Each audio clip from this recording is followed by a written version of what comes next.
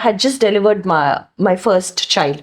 Okay. So I had to get into the service, and this fire service had got very strenuous training. The physical training. So, and my daughter was just 2 months old.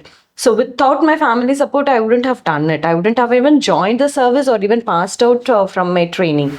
And women, I feel, are now moving towards this domain of financial empowerment.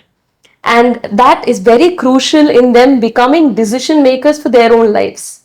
Right. So, which is why I feel that identity is what matters most to every woman. Which show that divorce rate in India, ma'am, is somewhere increasing. And some people say it is because of women empowerment, ma'am. So what do you think about it? I was a research supervisor. I had traveled to nearly 10 countries. I'm a well-published author in my field also, well-respected abroad also. In spite of all that, one of my bosses, I'm not able to take any names right now, but it's a very funny incident. Now I'm able to, the gift of hindsight, I'm able to think about it and laugh, but that day I really, really cried a lot. Anbu madam, you've been a professor in government college in public administration for so many years. So from that routine, is there any cool side of you, ma'am? That's come first. The job comes later. So I'm a professional drummer. Vandana ma'am, you said you sing and you've been trained in Carnatic singing. Ma'am, can you please sing some lines for all of us here? Sure.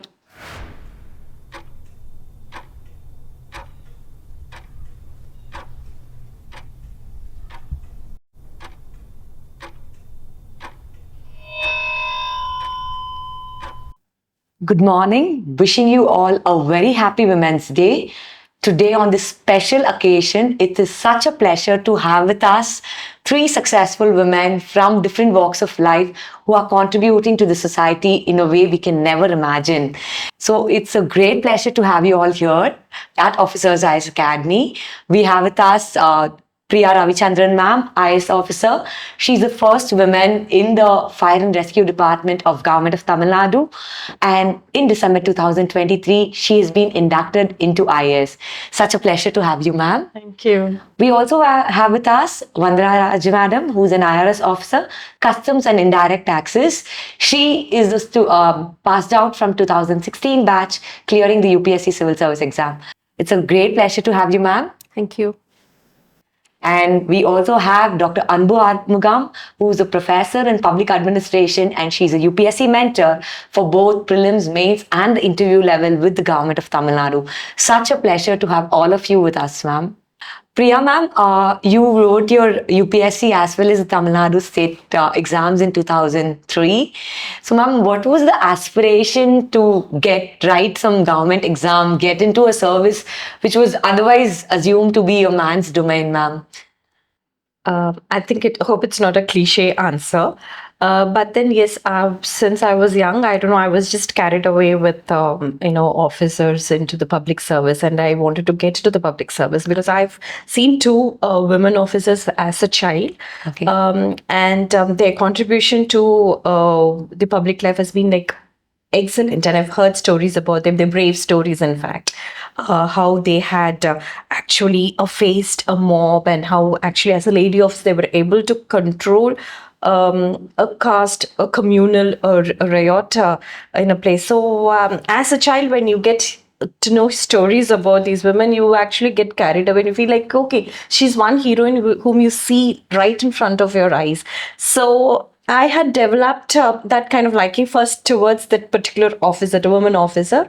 And then, I got motivated by my father, especially, who kind of introduced me to this world of public service, and especially in particular the IAS. So that's how it got imbibed in me, and I said, okay, let me prepare for it, and I had prepared and got to it. And getting into fire service was a different story. Okay, so we'll come to that story also, ma'am. Vandana ma'am, all of us have such dreams. Many of us have, in fact. But from having a dream to getting into civil service, that struggle. Can you just elaborate, ma'am? Because I'm sure you would have pursued, you would have worked against a lot of odds, and then getting here. How was that journey, ma'am? To sum up in just one word, it was a journey of perseverance. Okay. And it took a lot of tenacity and courage to keep going through that struggle year after again. Because we've seen this 12th fail movie recently. Yes, You know, this yes. world restart. Yes. That's exactly the story of every civil service aspirant who gives multiple attempts to better one's rank. Okay. So I've gone through that struggle through too multiple times, wherein every point when you want to give up, you still have that little voice that keeps telling you that Yeah. you should go for it once again. And your restart attitude or perseverance, I think all of you is not going to end there, because today a lot of women who are watching all of you will also have that attitude to keep persevering and restart. Anbu madam, you work in a government college. She teaches public administration in a government arts college for men.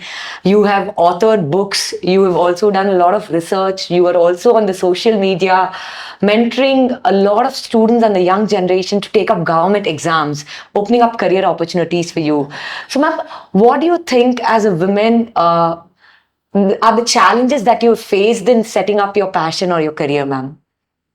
Yeah, first thing, I'm an accidental teacher. Okay. Though from my maternal side, I'm a third generation teacher. Both my mother's grandparents were government school teachers. My mom herself was a government school teacher. Okay. But I ideally should have been a drummer or a cricketer. But I ended up as an accidental teacher because of my civil service aspiration, which steered me into this line. Okay. So, if you want to start setting up your career, we use the word being invested. So, you will have to have that focus and passion in order to align your goals and to create an identity for yourself. This holds good for any realm of career or any realm of space. Then you start working at it. Endurance. Like Vandana ma'am said, perseverance is one thing, enduring is the other spectrum. So if you keep going at it, I believe in MS Dhoni's philosophy, the process. Eventually it reaps dividends, it creates your identity. All right. So it's so nice, I think, to understand that if we focus, if we on the process, then eventually light is due to come to you at the end of the day. Right, ma'am.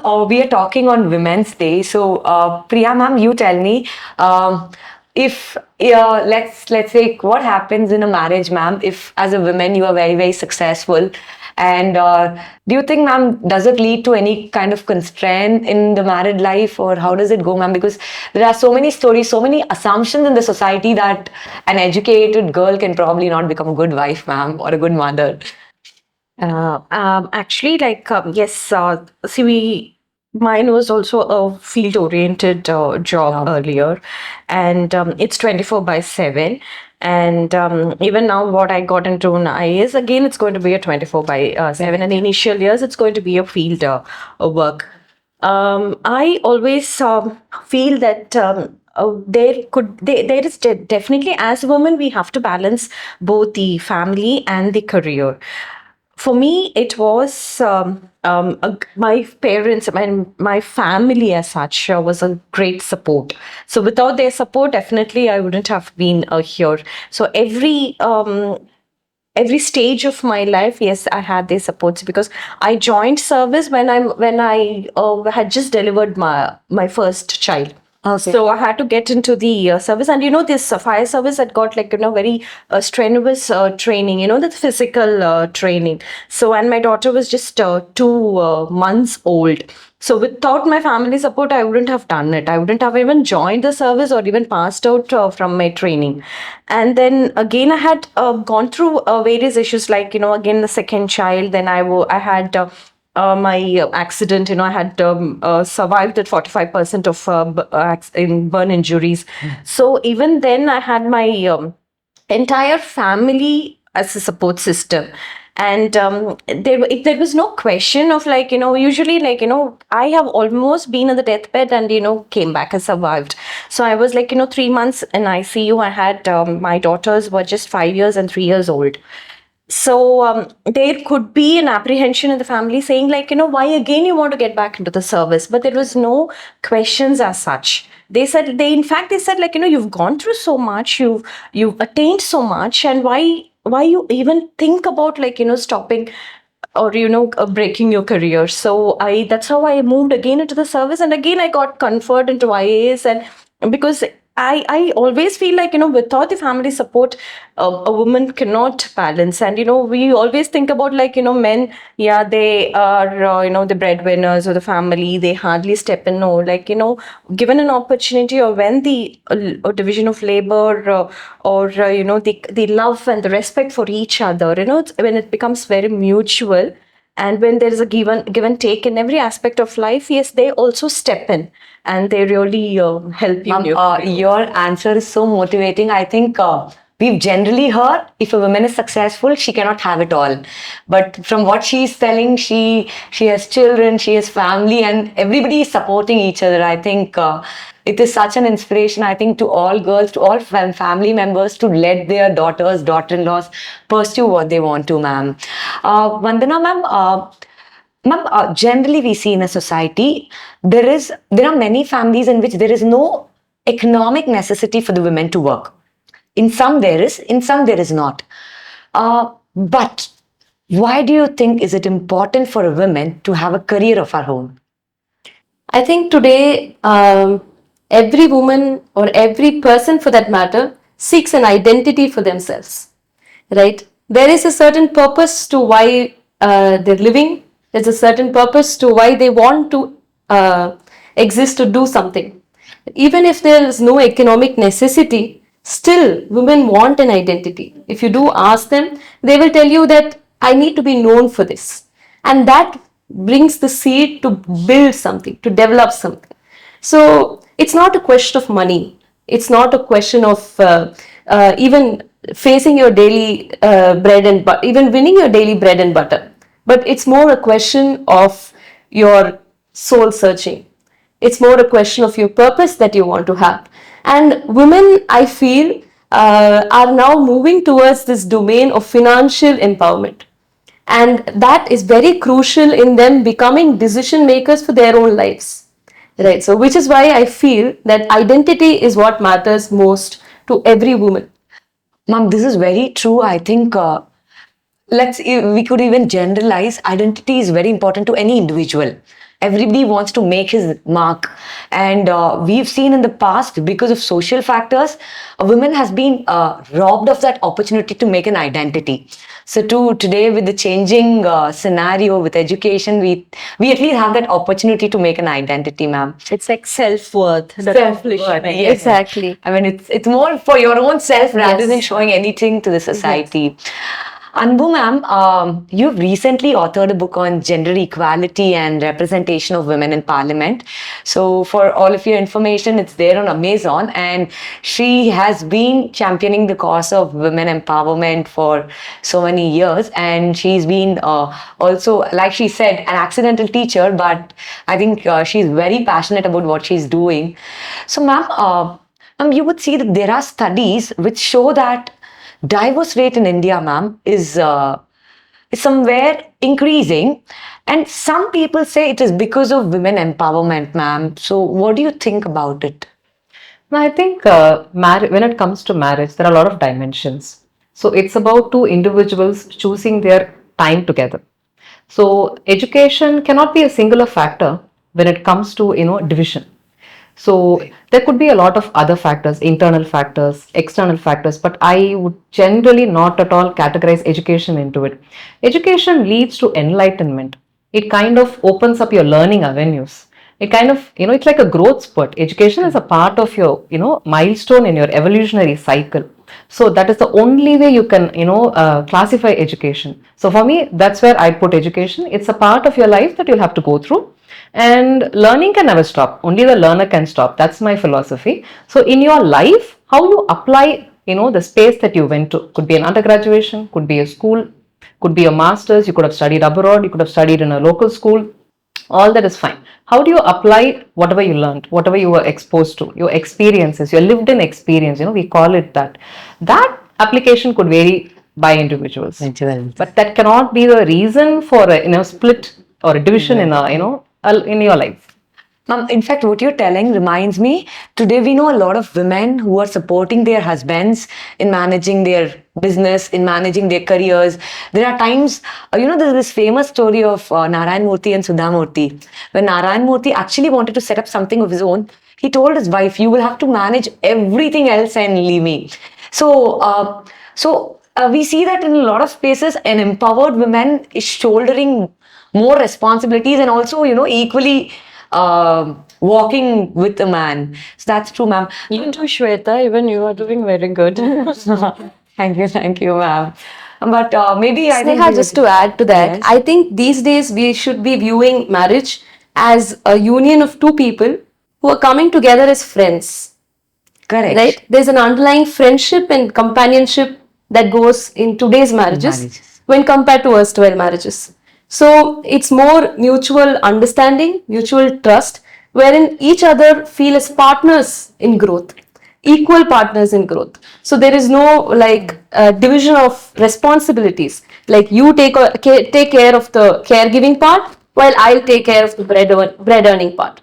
It's more equal now. The sharing of responsibilities, they share parenting, which I'm sure Priya would tell. Yeah, the sharing of responsibilities that I think we cannot pinpoint educated or an empowered woman as the reason for divorces. So true. So she's basically telling, let's look at work as work rather than a mother's work or father's work.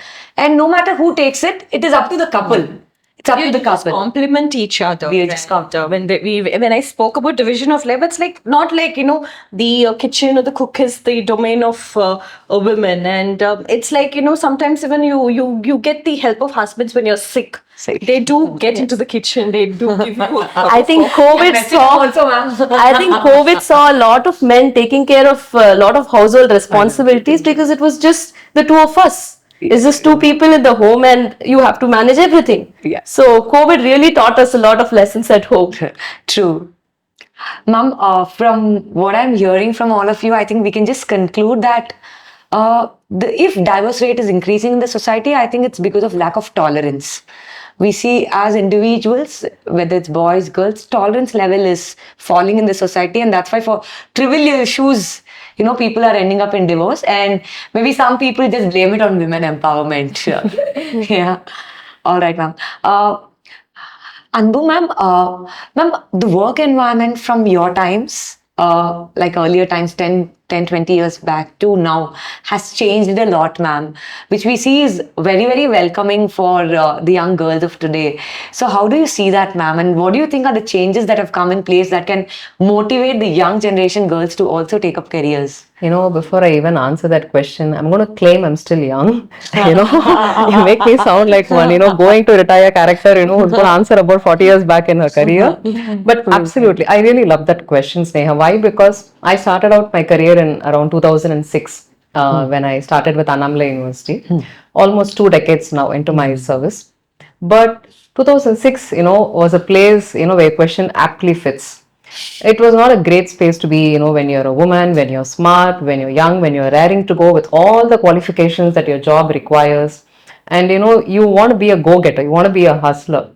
I think now is the time to be, if you're here and now, it's really good. These are the attributes that, the corporate world wants, the public space wants, public service wants out of any person in the service. But way back, it was tough. For me, the two words bias and prejudice stand out. So how do you come out of these identical norms? How you come out of these identity norms that are required, certain attributes that you're required, and then again be a go-getter. That is very, very tough. So how do you persevere and how do you endure all these challenges in your everyday life, in your personal life, social life, and in your environment, and to create a space for yourself in the workplace? That's really tough nut to crack. So you are an inspiration, ma'am. So to even imagine the way you've come, and in fact, all the members here are actually in domains which are otherwise considered to be a man's place. So Priya ma'am was a fire and rescue officer before she got inducted into IS. So we generally thought field work was for a man. And Vandana Raj ma'am is in a service which is IRS, Customs and Indirect Tax, which is a uniform service. Many of them would not be knowing. Vandana ma'am, you tell me, how do you feel, ma'am? I'm sure in your family, there would be a lot of things when they see you in uniform. Generally, they wouldn't have perceived it that way. So, generally the perception of a woman, and then they see you suddenly in a uniform service, you commanding control. So, and also you're into a field where most of the men are involved, a field of indirect taxation. And she's actually working with the GST department. So, how is the feeling, ma'am? What are the challenges that you face? I think every day I'm grateful that I'm in this service of IRS Customs and Indirect Taxes, which is a uniform service. And the uniform brings a lot of pride and respect to the job we do. And it gives immense satisfaction uh, just by wearing it. You feel that you've been given a huge responsibility.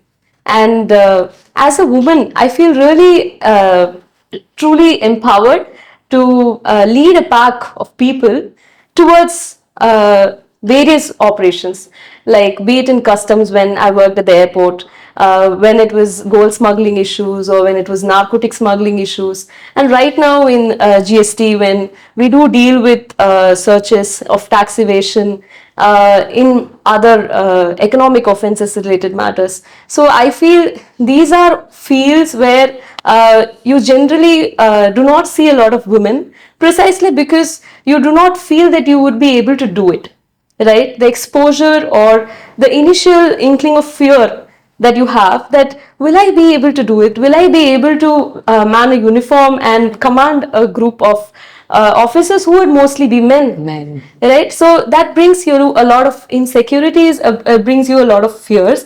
But I would say that it's all in the mindset, right? As a woman, I feel if I have that courage and conviction of what I know, of my knowledge, of my skill sets, then I should be raring to go. I only remember Bharadiyar's words when it comes to this, like நிமிர்ந்த நன்னடையும் நேர்கொண்ட பார்வையும் நிலத்தில் யாருக்கும் அஞ்சா நெறியும் திமிர்ந்த ஞானச் செருக்கும் உடையவள் புதுமை பெண். So just to translate, it says நிமிர்ந்த நன்னடையும், like you walk with your head held high. நேர்கொண்ட பார்வையும், eyes talking straight to the eyes of the other person. நிலத்தில் யாருக்கும் அஞ்சா நெறியும், you have values and morals by which you're not scared of anyone. And திமிர்ந்த ஞானச் செருக்கும், you're already filled with enough knowledge and resources that gives you the courage and conviction to do what you do. And you are inferior to none. So if every woman feels and thinks this way, I think more and more women are going to get into field jobs like just all of us here are. Okay, so we understand we really don't have to wait for any change to come from outside. The change starts within. We need values, we need knowledge, we need ethics, and then I think we can just be fearless. And all this change has to start from the individual. Priya ma'am, during your, you've been on the field rescuing a lot of people. And in fact, during one such incident, you also had a major accident. Ma'am, any time in your career, did you have to make a choice between work and family, ma'am? I've never thought about making a choice because, as I already told you, like yes, my the support from my family was Tremendous. very immense. So there's one place where I really thought should I even continue? Was when I had this accident and I was in the ICU and it was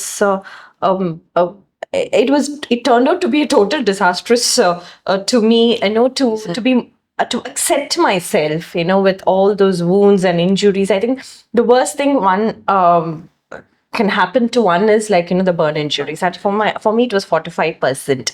Okay. And so there was lots of issues also going, in the department too, about a women getting into A fire and rescue. And but the government has been great support. The government is very great in lending their support, the moral and the financial aspect. So it was that time where I thought, is it really worth being in a service. You don't that is not in your hands. Like, it comes as a human being, and as a woman, it comes naturally to you when, lying in an ICU with so many all these bandages, and the multiple surgeries. And then how did you make a choice? How, with what Yes. conviction did you come back? So it was again that, I being the first woman in the fire department, and me leaving the service would not bring, what kind of role model would I be? What kind of example I would set?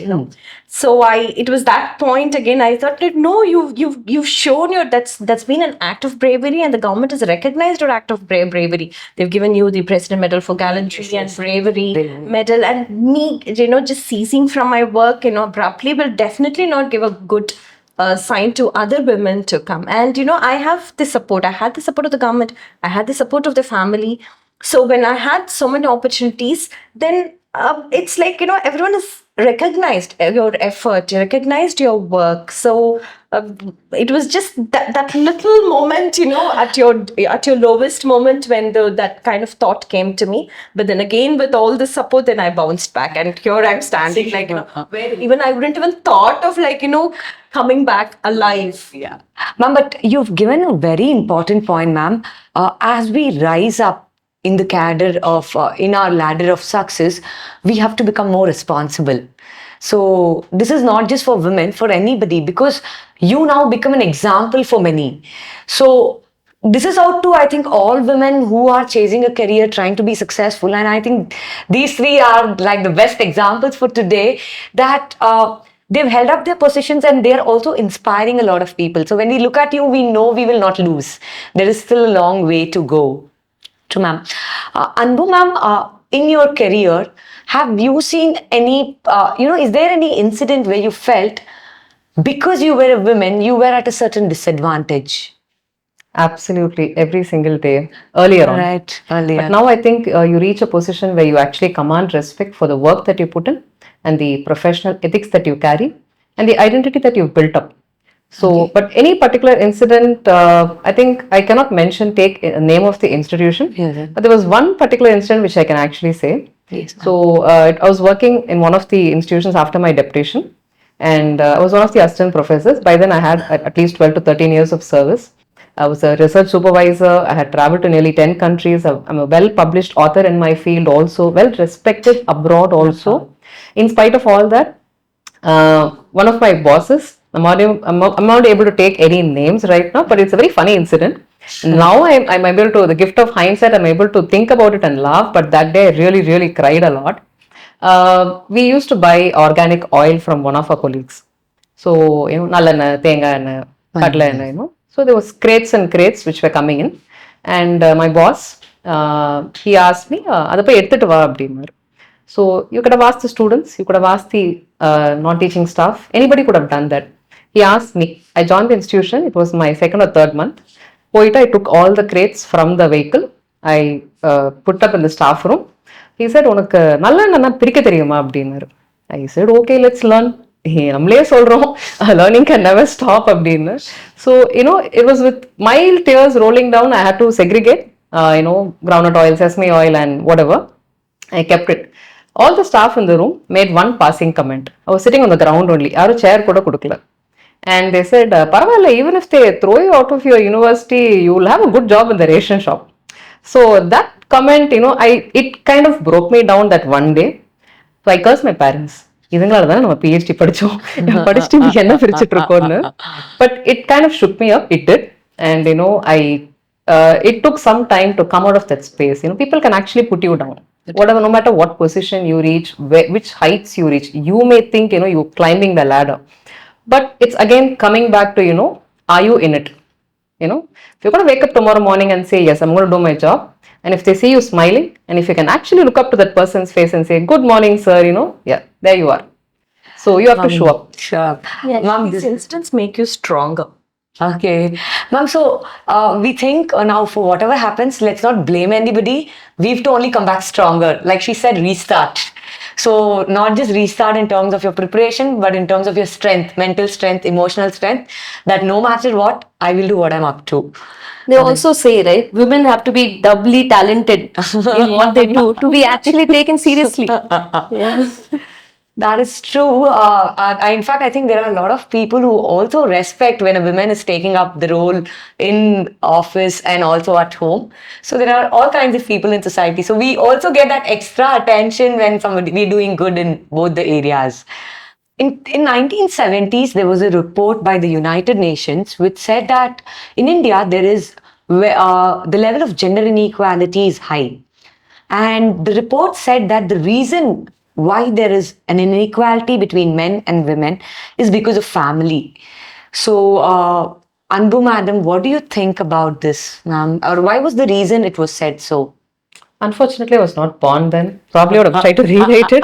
But to keep it very simple and brief and not to get too technical, now we have the International Labour Organization, which classifies this as unpaid care work.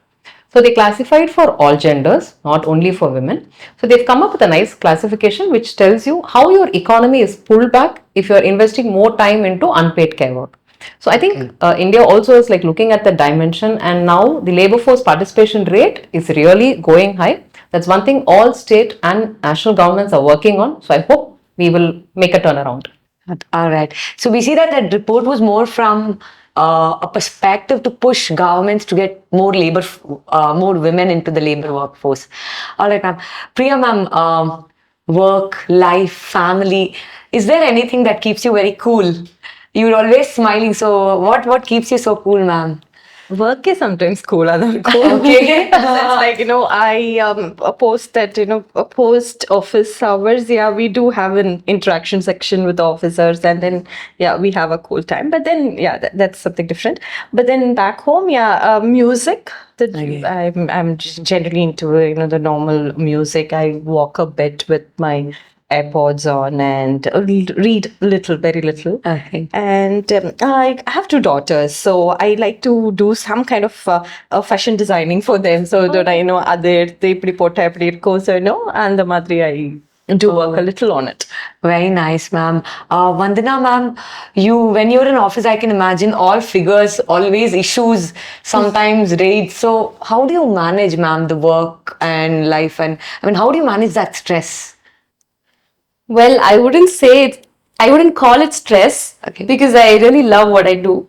And if you ask me how I manage my free time, I have a lot of hobbies which I'm very passionate about. Interesting. One is music, I sing, I train in Carnatic music, and I also play the flute.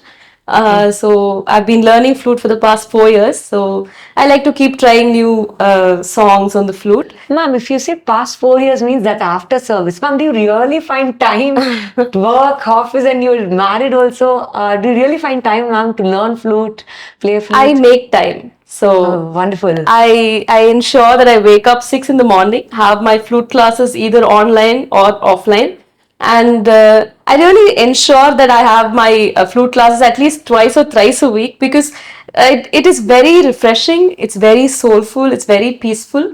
The sound of flute is very serene, and I really enjoy and feel blessed that I picked up this instrument. So it really keeps me going. So you have Right. to make us sing at least one line. Oh, we'll definitely do. I think we need to hear you, ma'am. Anbu madam, you've been a professor in government college in public administration for so many years. So, from that routine, is there any cool side of you, ma'am? That's come first. The job comes later. So Oh, I'm a okay. professional drummer. So I've been into drumming for the last 33 years. So Wonderful. I've done my 6th grades in Trinity School of Music, London, and I'm yet to complete the 2 grades. Let's see. I don't know. So I've been awarded best drummer throughout. So the highlight of my drumming career was we won the IIT Saran competition for a girl band from Ethiraj College for Women. Wonderful. Most of them are now into professionally into music actually. Amrita Murali, Kalpana, she's into super singer, and all of them. Ragini is into Renaissance event management. We were all the girl band. So jamming and drumming is my passion. I have a big tattoo here It's a passionate tattoo that I got, so to keep it with me. Okay. So that's something that really, holds me good. So what is the So- tattoo about? It's a drumstick tattoo with a music cliff. Oh. So that's the one. And I'm a professional cricketer. So much before Kana movie came, so we were all the real life Kana girls. So we were one of the earliest cricket teams from Ethridge College for Women. I played up to the North Division level. Vanna ma'am, you said you sing and you've been trained in Carnatic singing. Ma'am, can you please sing some lines for all of us here? Sure. மார்கழி பூவே மார்கழி பூவே உன்மடி மேலே ஓரிடம் வேண்டும் மார்கழி பூவே மார்கழி பூவே உன்மடி மேலே ஓரிடம் வேண்டும் மெத்தை மேல் கண்கள் மூடவும் இல்லை உன்மடி சேர்ந்தால் கனவுகள் கொள்ளை மெத்தை மேல் கண்கள் மூடவும் இல்லை உன்மடி சேர்ந்தால் கனவுகள் கொள்ளை மார்கழி பூவே மார்கழி பூவே உன்மடி மேலே ஓரிடம் வேண்டும். Beautiful ma'am. Thank you, thank you. This is very nice.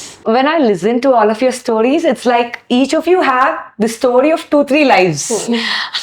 Like in movies, they say, right? An individual has got so many. So somebody is a fire rescue officer, somebody is a fashion designer, somebody is a flute player, Carnatic singer, and wonderful, ma'am. And you are talking about drumming, cricket, administration, and social influencer also. So I think this is such an inspiration on this Women's Day to all of you out there, that in us we have the potential, in us we have the belief, and if we have that conviction, we can live a life with many dreams. I think on that very note, it was a great pleasure to have all of you here, ma'am, and you will always keep inspiring us. Thank you, ma'am. Thank you. Thank you. Thank you.